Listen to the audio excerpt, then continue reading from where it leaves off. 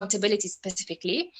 Notably, we have the High-Level Political Forum, the HLPF, that was established back in 2012, where we discussed thematic reviews on this 2030 agenda and cross-cutting issues such as inequality and health. And countries, they present their steps, the steps that they are taking, and discuss their progress and challenges. But this is not enough. So the accountability framework is something that has to be a holistic vision towards accountability. There should be formal processes and informal processes. And I think this is why this session will be important, because we will discuss the role of youth and the role of youth leadership in all those informal processes towards accountability frameworks to deliver on the global goals. Excellent, Bruna. You bring up a lot of key issues, especially I take accountability as a way to break out the administrative and political silos, you know, everyone minding their own business. And an integrated youth strategy requires cutting across every level of government and civil society. Emmanuel, it's getting dark. How are you? What are your thoughts on this?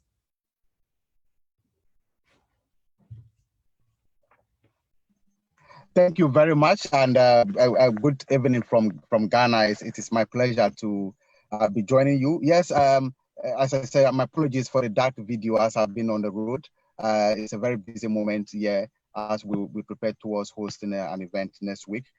So my apologies for the dark video. But let me just say that taking it from where my colleague Bruno left, I think she has really provided a very good framework when it comes to what accountability.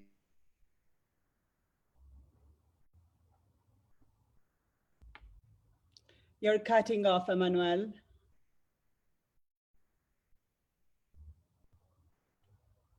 Hello?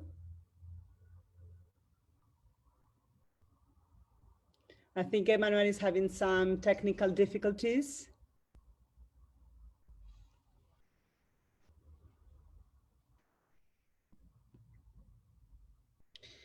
I think Emmanuel is going to try to get back into the session.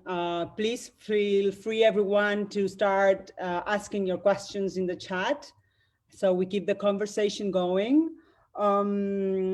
Bruna, I like what you said about the social contract. It means we need to go back to that, considering youth as a right holder of those rights, to be part of the conversation, to be part of a change that we need in society. And I think that it takes a big challenge, not only for you, the youth that is actually trying to make that change, for the people in government that are not young enough to understand that frame of mind. So how do we do to start changing the old minds? How do we work with them in terms of making room for the young people to be an active voice, an active changer of this, of reality? So if you were to give a breakdown on what we're going to call now SDG accountability or global goals accountability, the breakdown will be as follows. So we will start definitely with the government and the government institutions, the UN agency, and all the big players that we know about. But then there are some formal processes, which are the VNR, the voluntary national reviews, all these roundtables, legal reforms, all the mechanisms that are put in place, but also the informal processes. And this is where the youth play a critical role, because under the informal processes comes everything that has to do with awareness raising, outreach, campaigning, and activism. And this is how we basically voice our concerns. Eventually, the informal processes where youth, they voice their concerns, will be transformed into formal processes that are going to be leveled up to the level of governments and UN institutions. So I think this year has been a great year. I call it the virtual year in 2020 because of COVID-19, because we saw a way to basically reach people, an easier way to reach people, an easier way to voice our concerns. The internet is at our disposal right now. Anyone can have a specific goal in mind and specific targets. Knowledge has been democratized as never before. We are being exposed to numerous topics, webinars, courses, just like the one that is being done today. And this is how basically we're going to level up the engagement of our governments by voicing our concerns and by being part of the conversation. But what's even more important is that the youth, they have to step up. They need to take the first step. And this is why we have a lot of organizations such as Restless and other that are giving the youth a platform to basically contribute and give their opinion in order to take them to policy leaders later on. Excellent, Bruna. We have Emmanuel back, and Sata was able to join us as well. So Emmanuel, we hear you now. Hello, can you hear me now? Yes. Oh, great. My apologies for the loss in connection earlier on. So if you can just continue from where I left off. So I was just saying that accountability is very important in the implementation of the SDG. And like Bruno already outlined, some of the global mechanisms that have been put in place to ensure that our national government are able to account for their commitment to the global goals. But most importantly, my point was that if we recall the post-2015 processes, it was a process that involved quite a number of institutions and stakeholders across the world. We have the academia, the national government, we have private sector, civil society organizations, youth groups, and several other stakeholders contributing their voices to shaping what we now call the global goals. So that means that a lot of commitment, a lot of resources have been committed to the implementation of the global goals, right from the consultation process to what we now have now. What is important is that how do we sustain that kind of involvement? How do we ensure that we are able to hold ourselves accountable and that the resources that have been committed are used judiciously to the benefit of the ordinary citizen? So accountability will allow us to assess ourselves, to examine the progress that we are making, and to see what are the gaps, what are the achievements, what are the challenges even, and how do we collectively shape the future going forward. Another thing that is very important is the fact that accountability will allow us to ensure that we don't fail the next generation. As we know, the next generation is counting on the commitment that all of us are making today. And so if we fail to ensure that by 2030, we deliver on the SDG, it means that the next generation will suffer the consequences for our lack of inaction this time. And so accountability is very, very critical. But for me, what is also important is that how do we ensure accountability at the local level?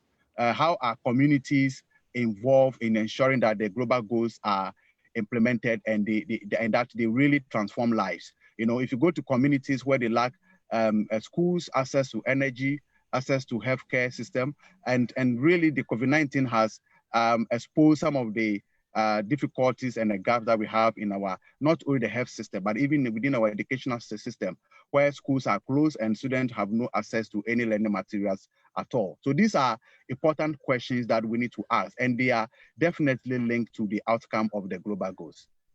Thank you. Excellent, Emmanuel. I like what you said about this generation, making sure we do not compromise the next one. I think it's an excellent summary. We have Sata with us. Sata, can you hear us?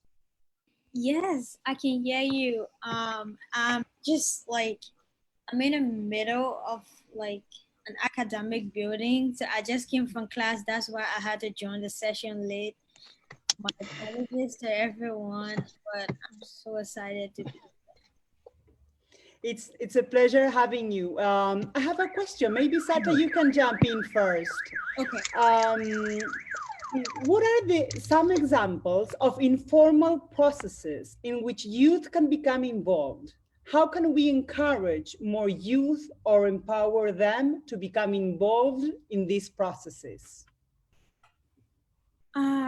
So I think it's important that a lot of time when people tend to involve young people into peace building or conflict resolution or human rights related issue, they usually just involve young people at the implementation stage. And if like informal processes and even formal processes, that's what usually happen in my country. We will wait for, like, let's say at the children level for the Day of the African Child or the International Day of the Gay Child before we involve young people, or the youth day, and then we say, oh, today we will give young people the platform to speak about issues affecting them.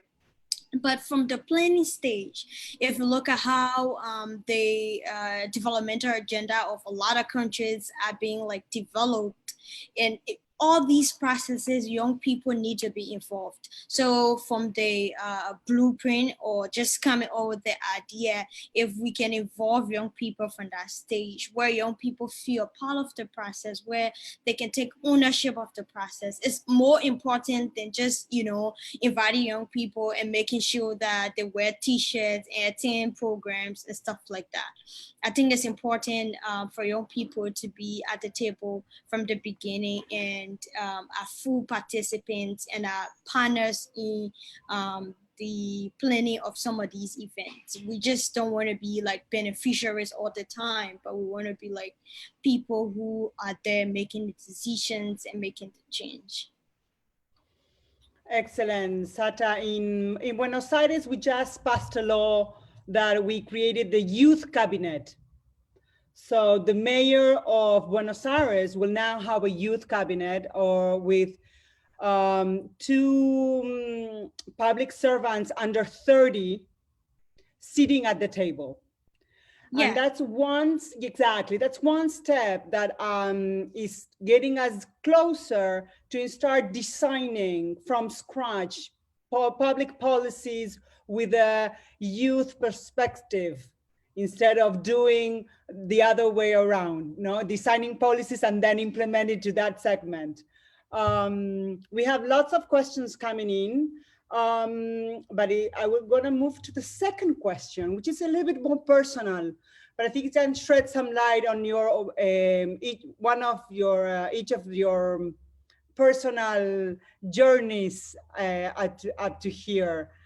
What was a clear turning point in your personal or professional journey when you decided to step up and speak out about issues of accountability?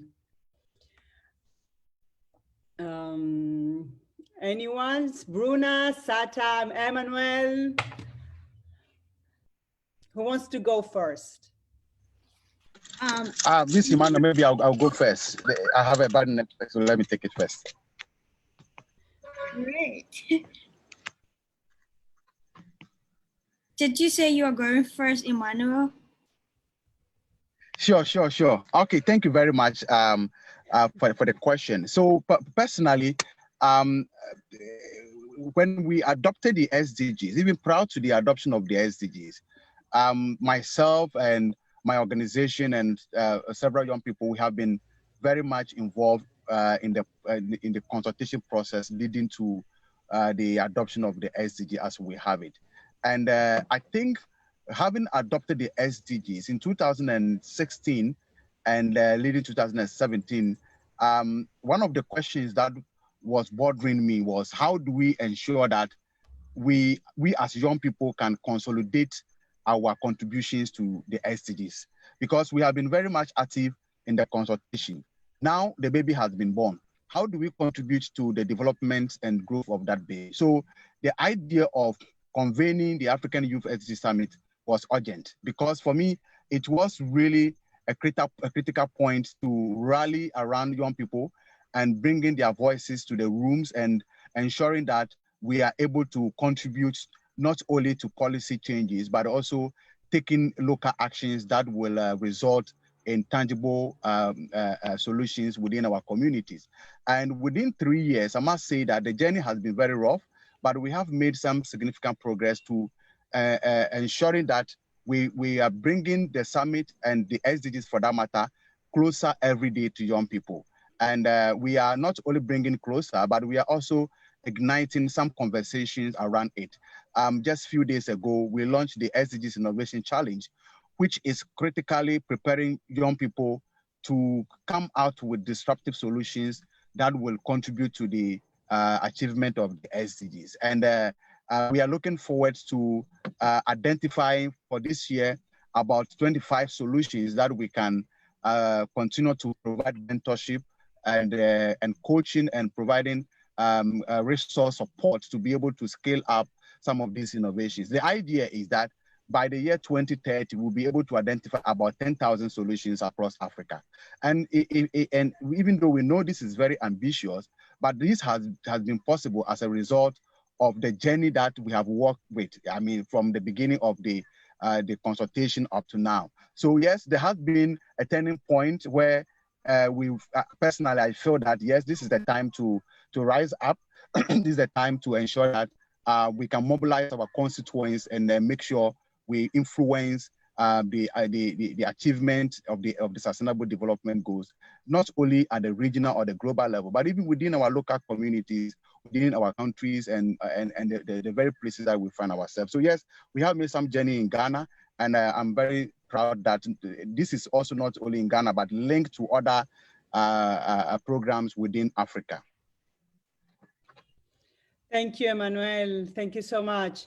Sata, would you like to go next?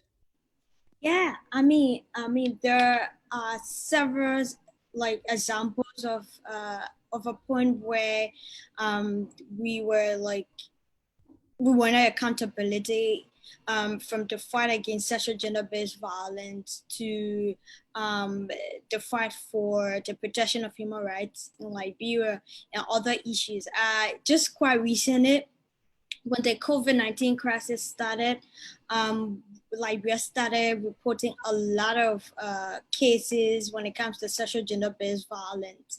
And so, I mean, because the number of rape cases was increasing and even domestic violence as a whole, I mean, the young people of Liberia felt that one of the reasons why rape cases are increasing or sexual gender-based violence is because a lot of the institutions that are working to ensure that women's rights are protected, though we have issue about communities encouraging sexual violence, but specifically institutions, government institutions that were like responsible to ensure that, you know, rape cases are reported, sexual gender-based violence cases are being handled, and you know the pathway was working smoothly. It was not active, it was down and stuff like that. I remember personally from Action for Justice and Human Rights, we had to release like a statement calling the Ministry of Gender attention to talk about how important it was for the Ministry of Gender to continue to work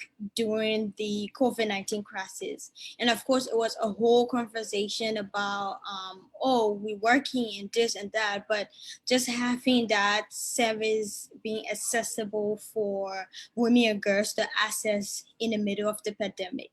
And so as the pandemic continued, I'm sure a lot of you have heard about what happened in Liberia, where the young people of Liberia decided that enough was enough of the too many sexual gender-based violence cases, and we took the street. We wanted accountability, we wanted justice, so we're protesting both online and in person.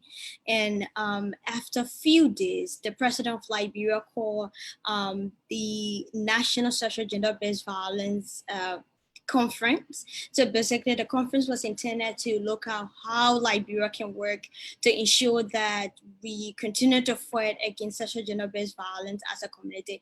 That conference was at the result of the call of the young people in Liberia.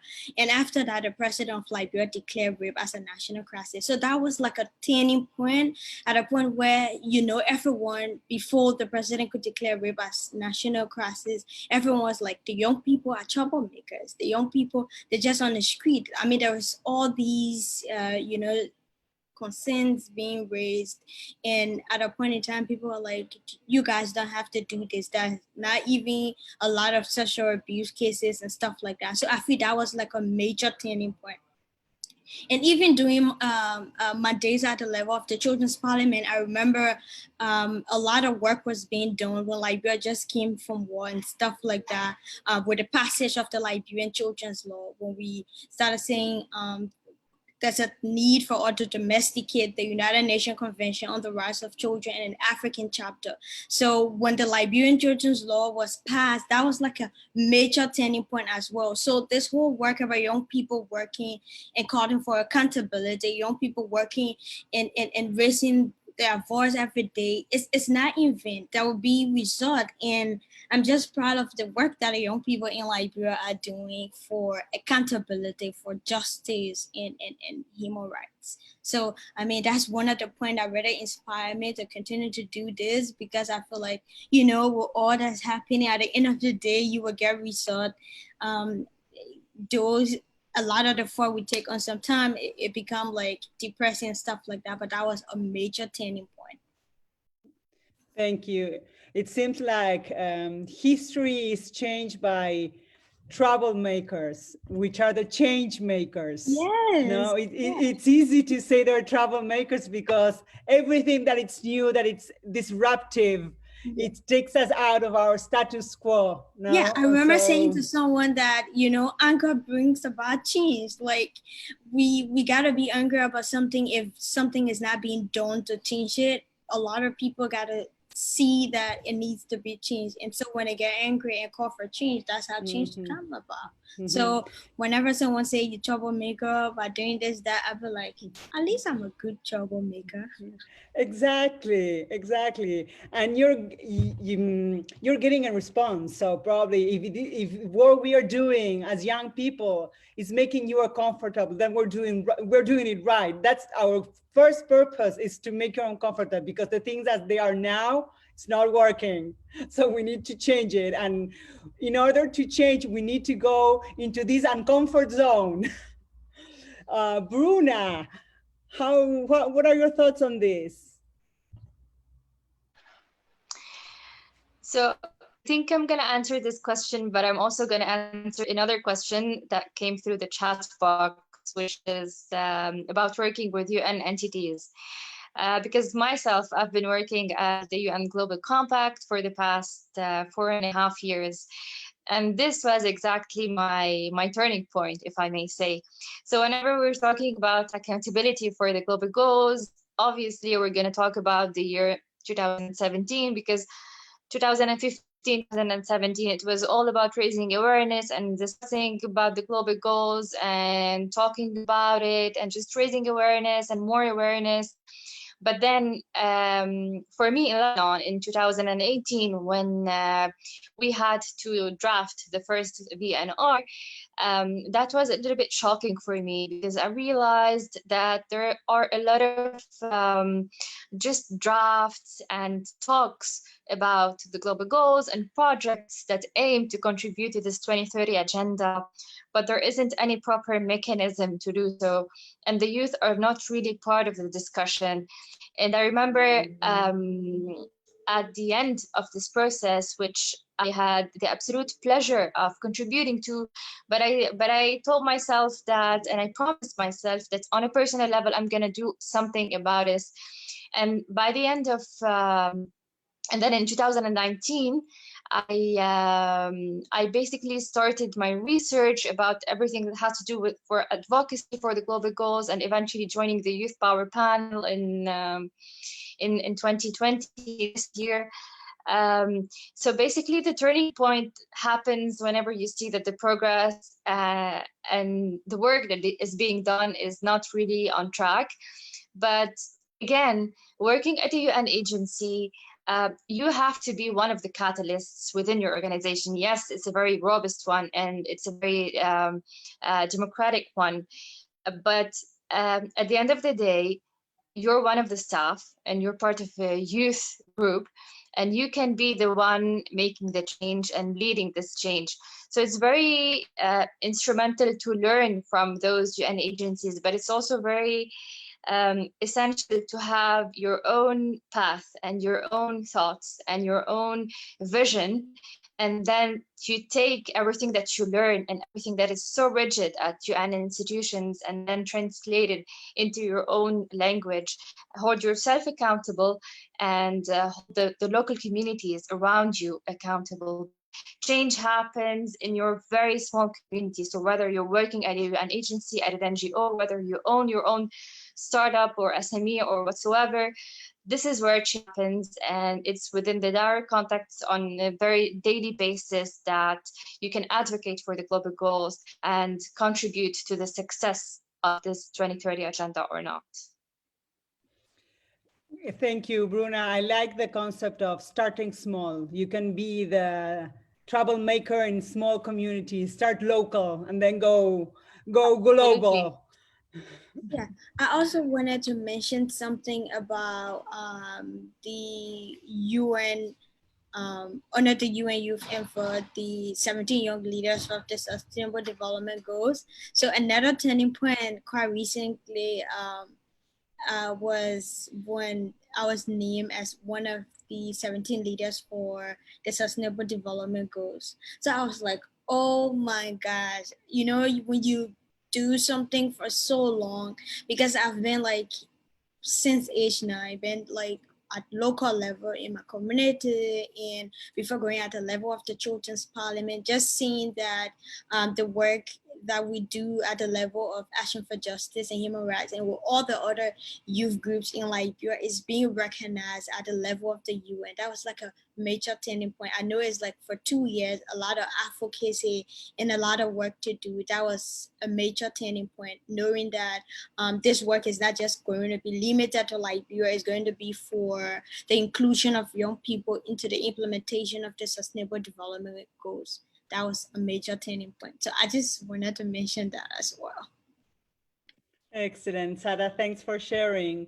We have a question. Which is, how can we deal with the lack of trust in existing institutions and processes?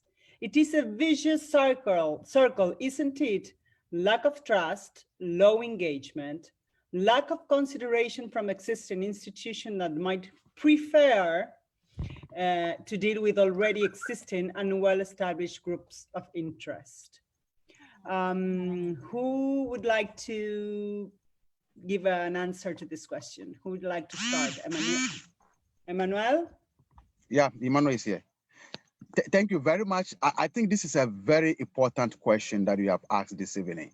It is an important question because one of the challenges or even perhaps lessons that I have learned in my few years in doing the work that I'm doing is that very often institutions that have been established, even for the purpose of engaging young people, are very, very slow and very reluctant in engaging with their own constituents.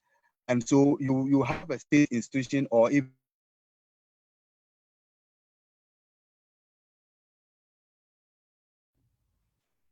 Emmanuel?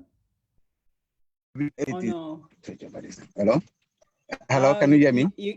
Yes, you cut off a little bit, so if you can backtrack a little bit so everyone can get the entire idea.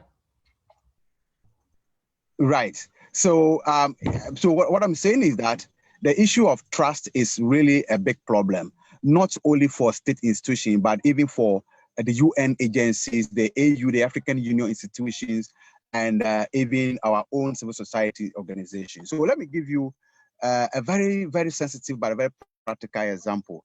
A few weeks ago, we wrote to some big institutions around the world, and these institutions are already established, and they have seen the work that we are doing at the African Youth Summit and Youth Advocate Ghana. They have been partakers of our work. They have followed our work for some time. But very strange enough, even though we have written to the institution, they have refused to respond to our requests. And for me, this is very, very disappointing because if you consider the work that we have done at our level, and you have a situation where institutions are not responding to you, and they give you a lot of excuses for their lack of engagement, then you realize that even the ordinary citizens, the ordinary grassroots organizations may miss out completely in able to engage with some of these institutions. So I think that it's particularly a problem. It's a problem, a rare problem, even within the African context. You know, some of the African Union agencies have been established. To what extent are they engaging and working with their own constituents, which is youth, by the way? You know, so those are some of the critical things that I feel that if we hold ourselves accountable for the SDGs, we need to examine those structural barriers that have been put in place. You know, we have to be able to ensure that our leaders understand that the world has changed, and we are in the world situation where everybody's voice counts in our development outcomes. Another example that I'll give, and these are very sensitive, and I'm very, very much I share this because within the work we do, we feel that at the top level, our leaders make proclamations that they support youth, they support young people, but they don't match their action or they don't match their words with action. And that is very, very a big challenge for young people, for youth organizations. And I believe that if we all can raise our voice, we'll be able to change this for future generations, now and for future generations. Thank you very much. Thank you, Emmanuel. The big challenge of saying and not doing, not accompanying actions with our words. We have only like 6 minutes left, so we're going to move for our last question, which is for you, Bruna, Sata, Emmanuel. For the young people watching, what advice would you give to anyone who wants to do more to ensure decision makers are delivering on their promise of the global goals?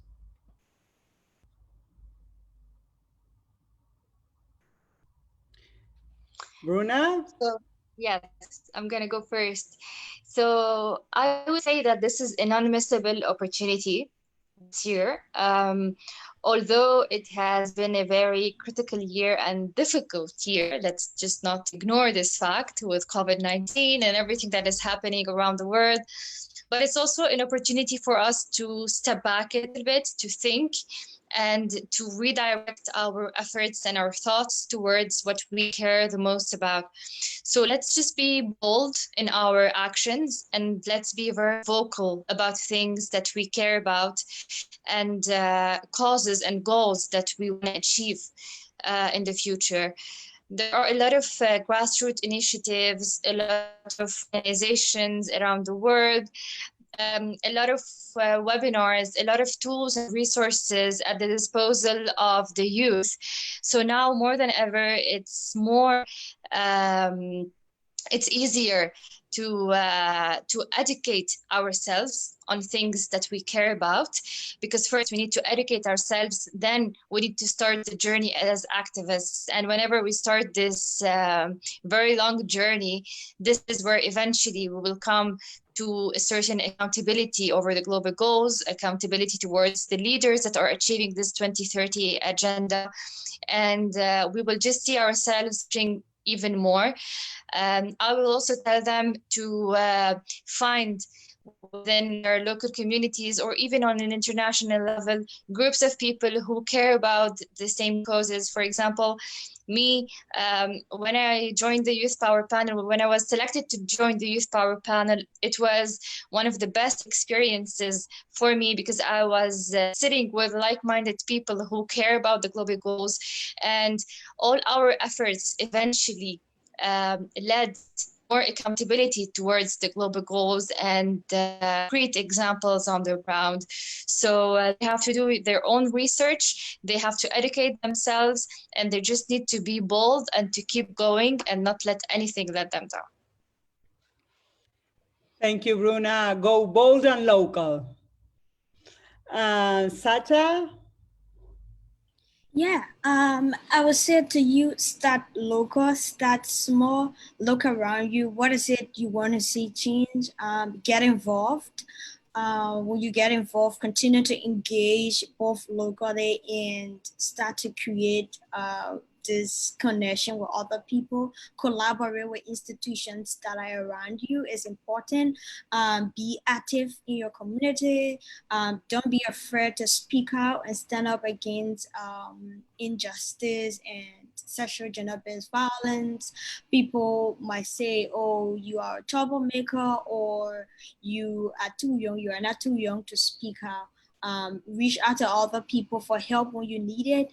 Like I said, speak out and use your voice. Don't be silent. Don't allow anyone to silent you at this point in time. And just remember this: never underestimate the power of your voice. Use your voice. You can change situation with just by speaking out and being active and continuing to engage.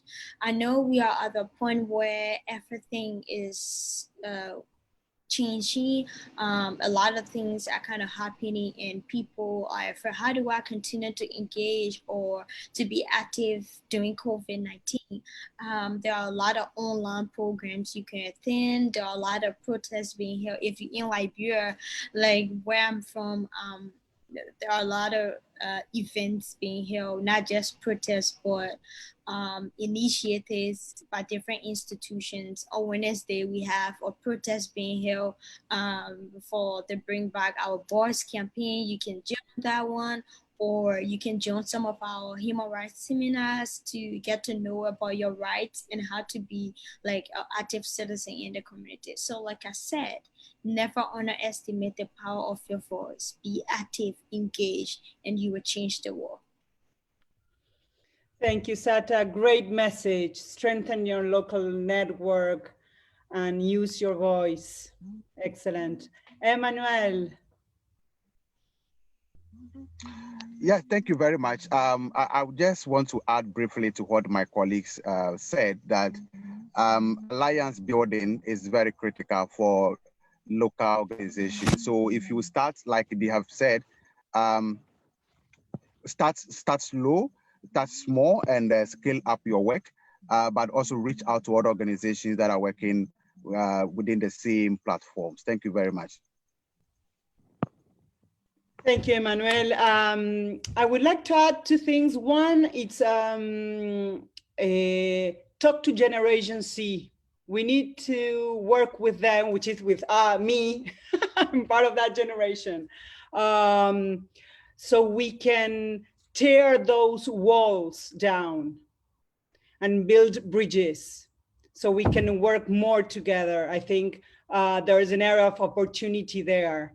And another one is a reflection as part of our closing.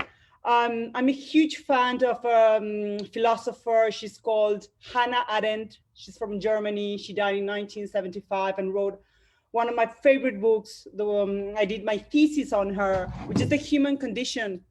And I love her because she brings together two great concepts, the concepts of the word, speech, and of deed, of our actions. And she said that with word and with deed, we insert ourselves into the human world. And this insertion is like a second birth. To act in its general sense means to take an initiative, means to begin, to set something into motion. So action is the more optimistic and miraculous and revolutionary of our faculty, for it alone gives rise to what hadn't existed before. It is the supreme force of creation. So in acting and speaking, we reveal who we are, our distinct selves. So let's talk, let's act create new beginnings, create the unexpected. Let's create change together. Thank you so much, Bruna, Sata, and Emmanuel, for this wonderful conversation, and everyone who has joined us. Thank you too. Thank you. So as part of our closing, you have the contact information. So if you like more information about today's session, please reach out to Freya Seth, our Senior Advocacy and Influence Manager at Restless Development. And we also have some ancillary activities slide. So more things you can do to keep on changing the world. So the summit is offering 3 ancillary activities for participants to engage and connect. First is the participant map. So for those who filled out the summit registration form and opted into sharing your information, you are now a point on the map. If you want to see who else is working on open governance issues in your country, or if you want to connect over LinkedIn with participants around the world, check out the participant map. Second, there is a participant matching program that connects participants who want to develop skills with those who want to be willing to teach those skills. Fill out the form with a skill you'd like to develop and a skill you would be willing to teach. And the summit organizers will pair you with one of 2 other participants. Third and last, there is a summit social media challenge.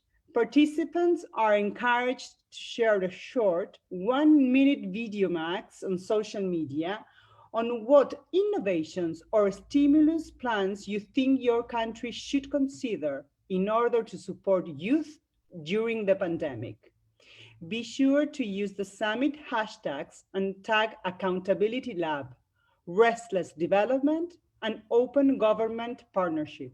If you want to possibly have your video featured during the summit.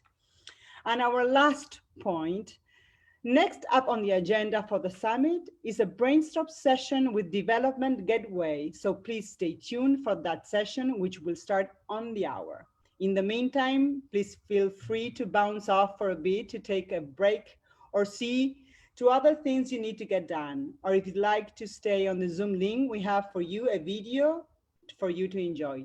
Thank you so much, everyone. Bye.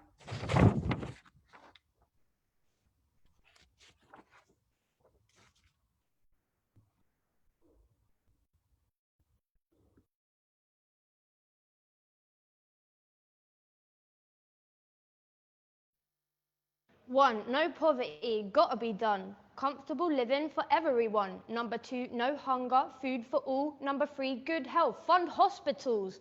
4, good quality education, accessible information for every nation. 5, gender equality, freedom of identity, no bias, just treat others how you'd want to be. 6, clean water and sanitation. I'm sick of hearing my mates unable to pay for malaria medication. 7, renewable energy. Fossil fuels are finite. Put your oil rigs away and let the wind farms take the limelight. 8, good jobs and economic growth. One feeds the other, we can do both. Innovation and infrastructure. Put taxes in the public pot instead of towards corruption. 10 is reduce inequalities. I can't stress enough. Work together to close the gaps. Is that so tough? 11, sustainable cities and communities. Vibrant, healthy hubs with a wealth of opportunities. And number 12, consumption. Just watch out with what you're munching. That packaging, that gasoline, that paper comes from something. Which brings me right to 13, climate action. Fukushima, ice caps melting, something's got to happen. 14, life below the water. Did you know that there's an island made of plastic trash and other wasted fodder? Number 15 is life on land. Species going extinct, let's take our heads out of the sand. 16, peace and justice, perhaps the most important of all, because without it, there's no 17, partnership for the goals.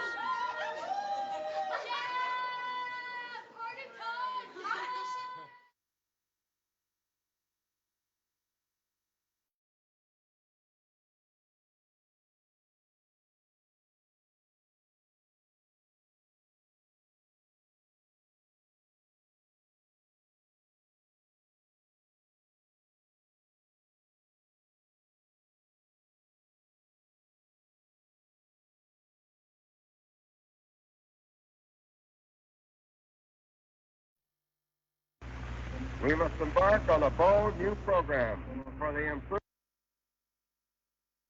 and growth of underdeveloped areas. You know, you've got to get on the phone and take the money out of your pocket. Don't go to the pub tonight, please. Stay in and give us the money. There are people dying now, so give me the money. Thousands of wasted people are coming here for help. But as far as Africans are concerned, if you can see it, then it's too late. Like slavery and apartheid, poverty is not natural. It is man-made, and it can be overcome and eradicated by the actions of human beings. They advised us to use the idle resources. So for me, I realized my dad, he had this land and was not using it fully.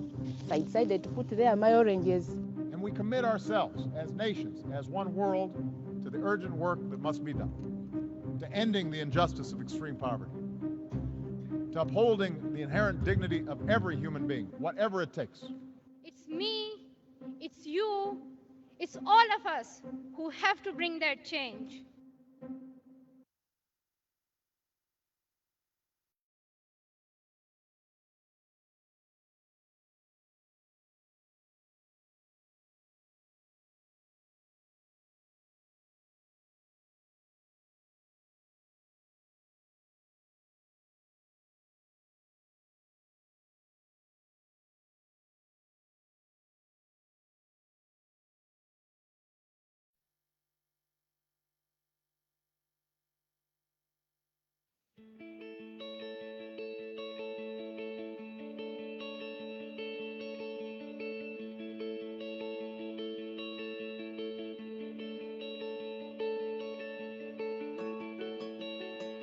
When I met Sonia, she was a quiet girl, but she always wanted to learn.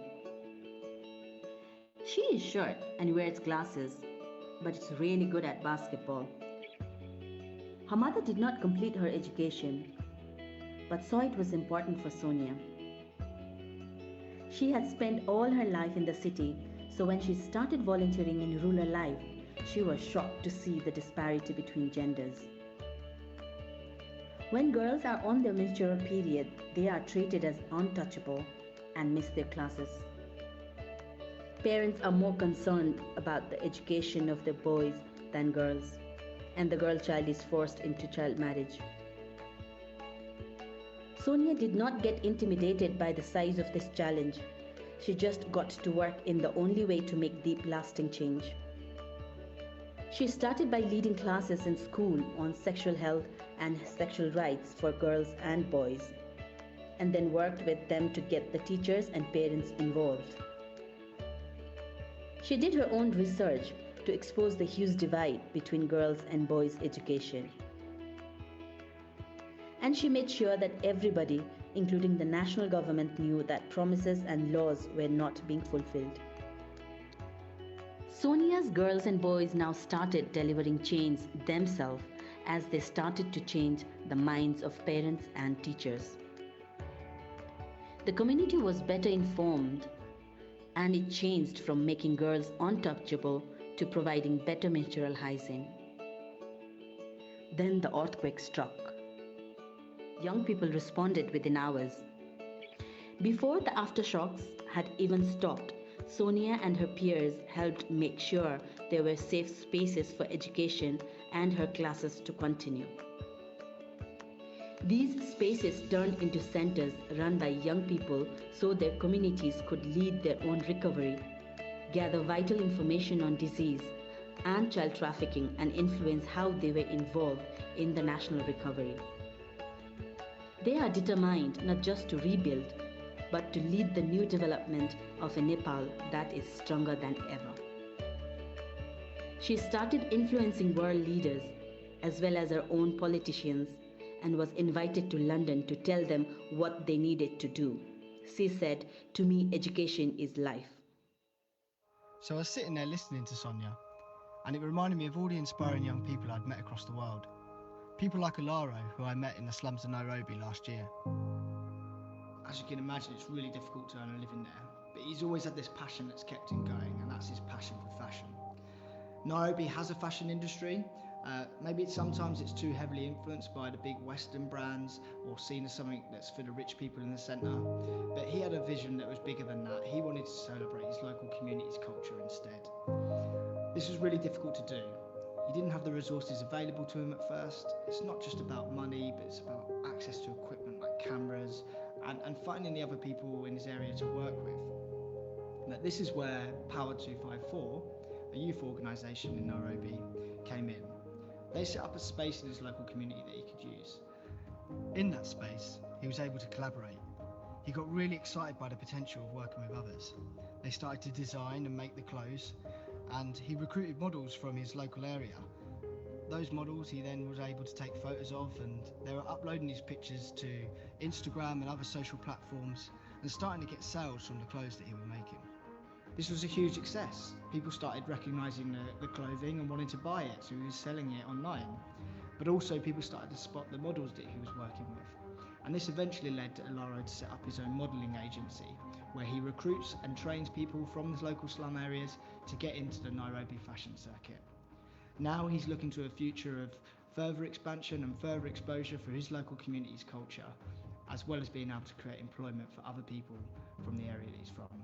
Now, hundreds of youth organisations just like Power 254, who helped Alaro, are joining the Youth Power campaign, which all started off with one young girl in Tanzania called Eva. Let me tell you something. When I was working with my young Tanzanian volunteers, I came across the story of a 16-year-old girl who lives in a rural village called Marinzanga. Her name is Eva. Eva's dad works really hard for not much money so that Eva and her 5 siblings can get education and fulfill their dreams. And this Eva did not want her classmate to have to choose between getting clean water or being able to go to school. But when they all wrote a letter to the government for help, they did not get an answer. But my volunteers helped Eva learn that all government made promises to the world